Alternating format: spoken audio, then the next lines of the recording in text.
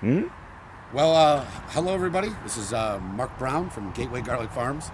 We're here at what we call the Mother Allotment in South St. Louis, and we're installing Liam O'Mara's cutting globes. These are a fantastic air layering cloning device.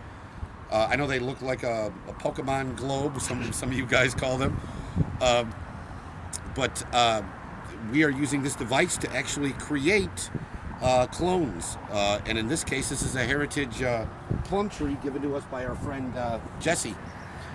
And so what we're going to do is we're actually going to be removing a top layer of bark, just about an inch around.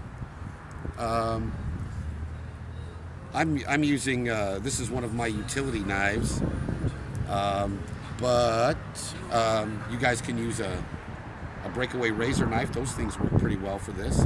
In a pinch, I've actually even used a pair of scissors.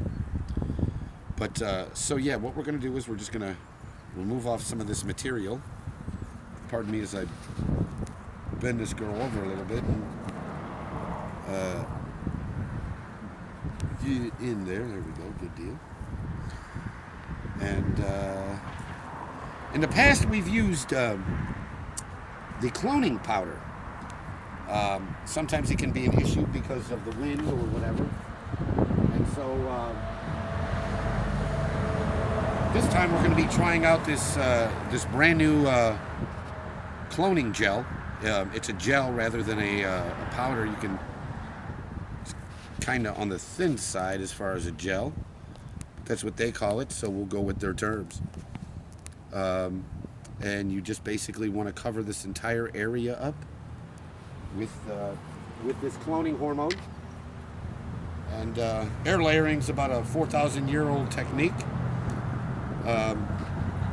Some of the heritage techniques used to create air layering would sometimes take you a long time.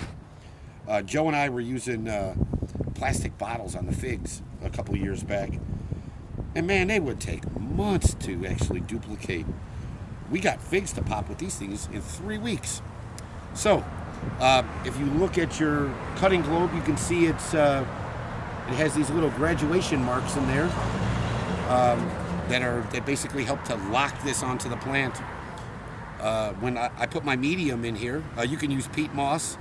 We're going to go with this soil because, well, we got it, and why not? I've done it with soil before with your standard potting mix, and it works. I've done it with straight perlite, and it works as well. And so what we're going to do is just drop this on here. You can see where those little cutouts match up where your stems go.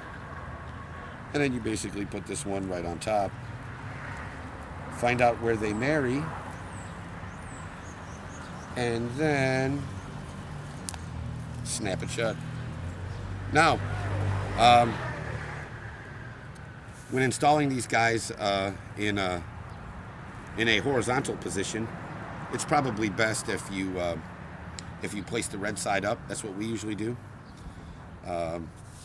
And but in this case with this pawpaw we did earlier, it's not the case. We're going to have one side will be exposed because it's on a vertical.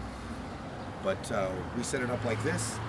And what's cool about this is that clear plastic allows you to get a peek inside there when the roots have begun to develop, and you'll know it's time to cut it off. Here in about, I would guesstimate it could take as long as 8 weeks, as Per Liam says, but this is springtime, and things are popping everywhere. So I have a theory that I think this one's going to be ready in about 4 weeks, and when it is, we're going to cut this right off the parent branch, and we're going to have a whole brand new copy of this plum tree. And yeah, there you go. So again, this is Liam O'Mara's cutting globe, and you can actually, if you Google cutting globe, you'll find it all over the internet. And again, like I said, it's a fantastic device. So thank you, and take care.